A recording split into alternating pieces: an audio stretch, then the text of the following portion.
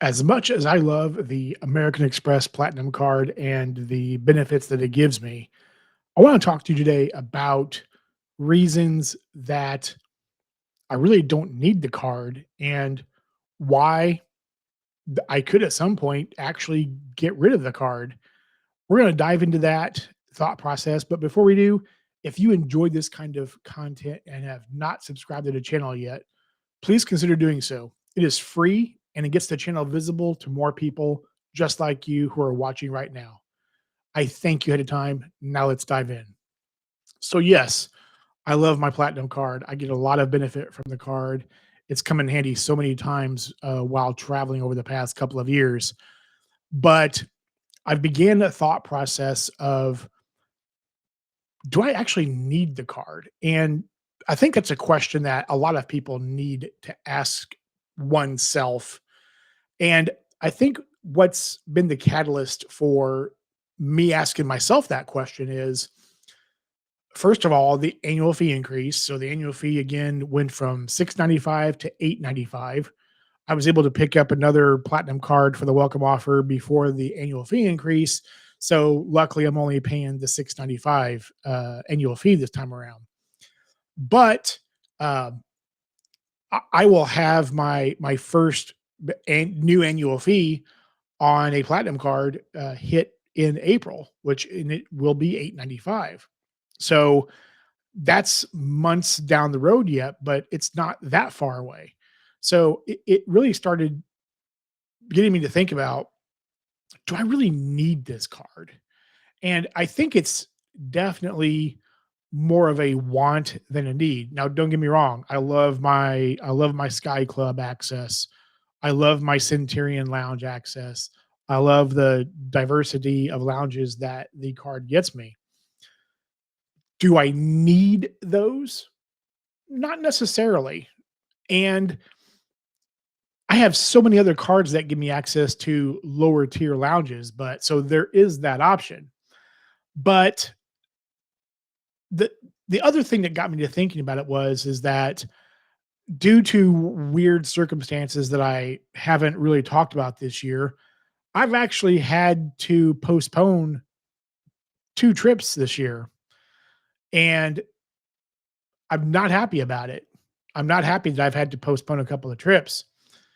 So, it also got me to thinking too, like, okay, I haven't traveled as much as I was going to this year, although I do have 2 to 3 more trips planned between now and the end of the year. So I will definitely be traveling somewhat. But missing those trips, it really got me to thinking like, okay, life happens, things happen, things have gotten in the way. Um, do I really need this card? And so it's really got me to thinking. And I think that one other thing that got me to thinking was Uncle Luke also recently talked about, I think it was in one of his live streams he did, where he was talking about the thought process of, you know, at many airports there are places to sit, there are restaurants to eat at. If you're at a big airport, even my airport here in Kansas City, we have a brand new terminal. Well, I say brand new, it's a couple of years old now, but it features things that are Kansas City, and I like that a lot. It features a couple of barbecue restaurants in there that are definitely Kansas City places. It features a couple of Kansas City-based coffee shops as well. There's also a Dunkin' there too, but they also have Kansas City like homebred restaurants, homebred coffee shops, that kind of thing. And you know, the thing the thing that stinks about smaller airports though is that there's not a whole lot of seating. And although our terminal is amazing here, if you're waiting for a flight, you're sitting next to someone most likely. So the one thing I do like about lounges is that at least my experience so far has been, I've not been crowded up against other people yet in a lounge. I've had room to spread out. I've had room to have people not so close to me. And when you're sitting in a terminal, especially at a smaller airport, you've got people next to you almost almost guaranteed. But The thing about airport lounges is that, and especially when you get to bigger airports, is that there's all kinds of places to eat at, right? There's all kinds of restaurants.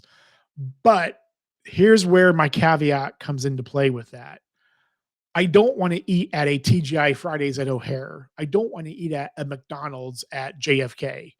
Like, I want to eat at places that are local. Like, I want to, if it's a mom and pop chain, fine. It's a chain, it's fine. If it's a mom and pop that's local to the area, like, I want to support that. Like, I want to support, Joe's Pizza, or, Bob's Burgers, or whatever, someplace that's local to the area. I don't want to eat at a chain. I could eat at a chain here in Kansas City. I don't want to do that. I don't want to be traveling somewhere and eat, and like I said, eat at an Applebee's. Like, I don't want to do that. Like, give me some places that are local to the area. And I don't know how easy that is to find.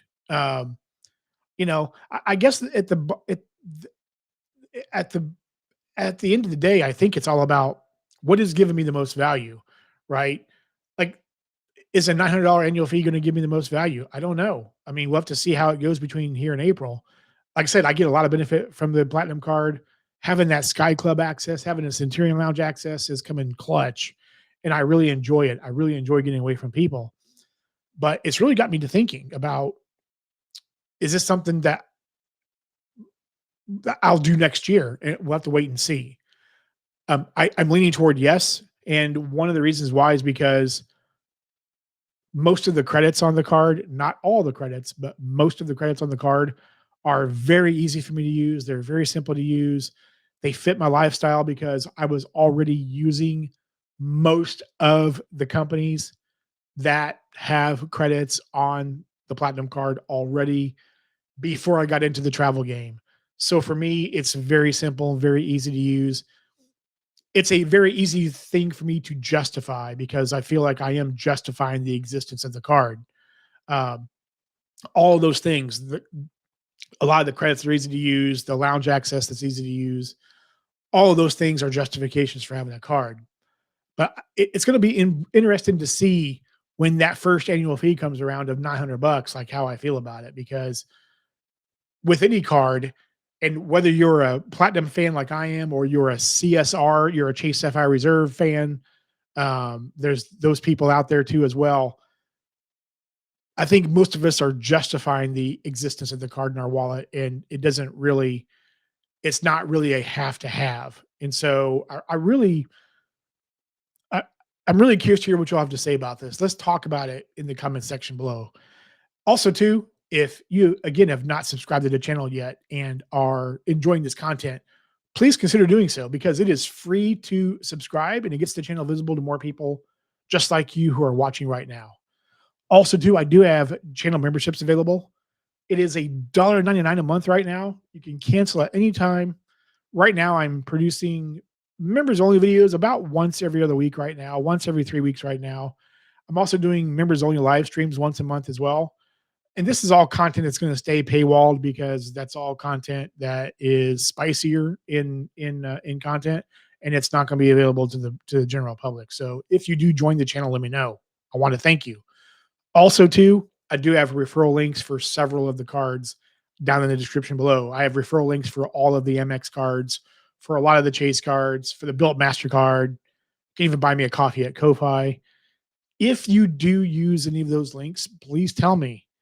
It means a lot that you pick me out of the plethora of other options out there to use a referral link from. So I want to thank you for that personally. Now, if you please do me a big favor and please be good to each other today, okay? And please be respectful. And until next time, bye for now.